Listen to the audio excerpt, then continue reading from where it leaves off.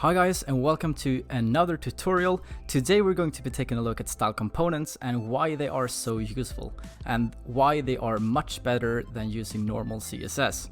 So the first thing we have to do is to create a React app, and we can do that by typing npx create React app, and we're going to give it a name. I'm just going to name it app.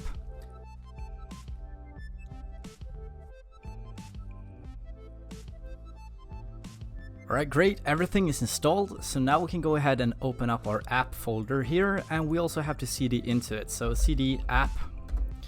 Great, we all have our package.json here, so we are now able to add packages, and the package we're going to add is style components. So yarn add styled components. You can also use npm if you want to, but I'm using yarn since it's faster and better. Alright, great, everything is installed. So now we can open up our source folder and go to our app.js file. And you can see that we have some JSX here. So the next step is to start this up. So yarn start to open up the web server.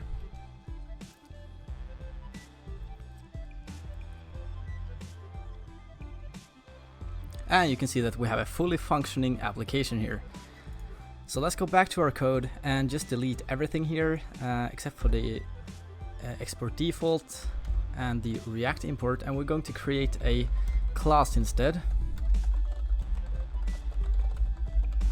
like that, and give it a render function and just return some parentheses for now. Alright, great, and the final thing is to import style components into here. So import styled from style components. So what is so great about style components? Well, I've used it for over a year and I'm never going back to normal CSS again ever if I don't have to. I mean, if we were to create a simple box, we have to create like a div, give it a class name, like that. We have to define a CSS file, import that, create a class in there. You don't have to do anything like that with style components. You can just do const and give it a name like box is equal to styled dot the HTML element you want to style.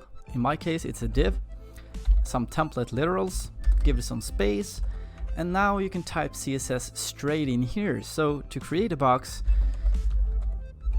I'm going to give it a width and a height and like a background color, maybe red, and I can use it inside of here just like this. That's all we have to do. So now if I save this, open up the browser, you can see that we have a red box.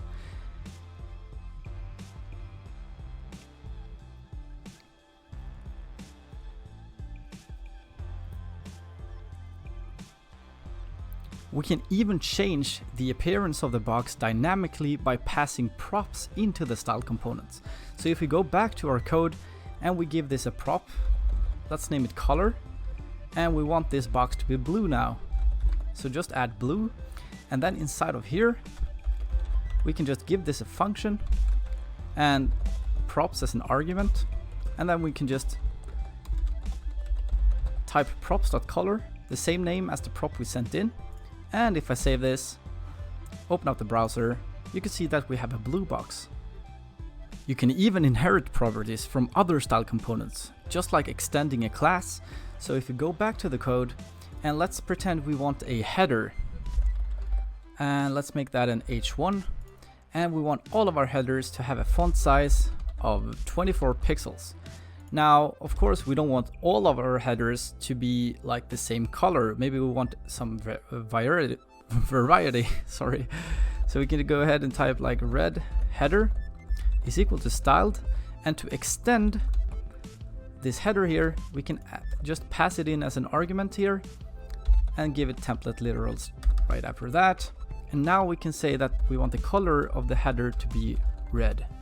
So if we were to use this and just remove this prop, and we have to add some content to this header like that, and just say hello, save that, you can see that we have a red header. And if I were to use the normal header instead, it is black as default here. Next off is child selectors. It's very easy to do, so go back to your code and just make this a div and name it child and name this parent. And instead of extending here, just going to create a simple div, and let's give this some padding, like 16 pixels, and a red background color. And we can just copy paste this into the parent, and let's give this the background color of blue. And then inside of here, you can simply create the parent and the child like that. And if we save and open up, we can see that we have a blue and a red square. Now imagine that we want to change the child here to yellow based on certain conditions or something. We can go back to our code and simply do a $sign and just add the child in here, and just say that the child should have a background color of yellow. Save that, open up the application, and you can see that it's yellow. You can also create hover events and active events and focus events really easily. So if we go back to the code, remove the last lines here, and we can go to the child. To create like a hover event, you would do an and sign and hover, and then change the background color to yellow. If we save that, go back to the application and hover, you can see that we get a yellow hover event here. You can also use themes with style components. So if you go back to the code, first thing we need is to import a theme provider. We can wrap everything with that.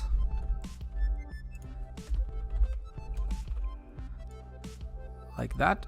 And this needs a theme, and we can define that by doing const theme is equal to an object. And we can say that we want the background color to be like just red. Now we give the theme provider this theme, and now all of the style components inside this theme provider has access to this theme via props. So for instance, if we want to use the theme here in the child, we can simply do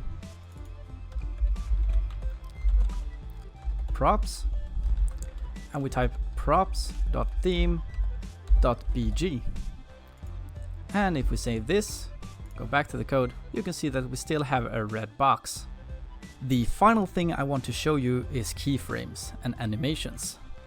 So let's go back, just remove everything here for now, and we create a simple box just like before, like that. Give it a width and a height and a background color, and just add it to our JSX here. Save that, just make sure that it's up. Yes, it is. Now we want to import keyframes instead. And the way to do this is to do const rotate box, for instance. We can name it that. Is equal to keyframes. Just like style components, you do template literals, and you can type from. So we want to animate it from 0 degrees to, just copy paste this, 360 degrees. And now we can use that inside of here. And the way we do that is type animation, and we just reference this rotating box here, and let's rotate it 1 lap every 1 second, infinite, just like that. So now it will rotate infinitely. And if we save this, go to our browser, you can see that we have a rotating box. This was just some of the styled component stuff that you can do. I highly recommend you go to the website and just read the documentation. I will paste a link in the description of this video so you can do that quickly. And I really hope that you learned something new. If you like this, just give it a like or a subscribe, and I'll see you next time. Thank you and bye.